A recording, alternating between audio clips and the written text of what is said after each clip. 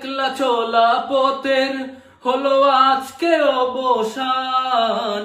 Rumina fur বিয়ে হলো মিষ্টি কিনে আন।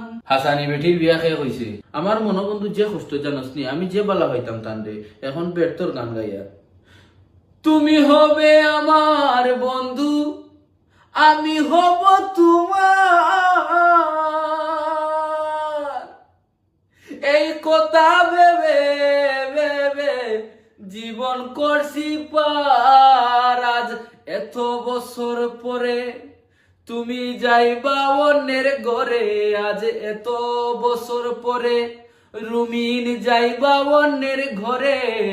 আমারে একলা ফালাইয়া তুমি যাইও না রুমিন গো, ও বাগারে কান্দাইয়া।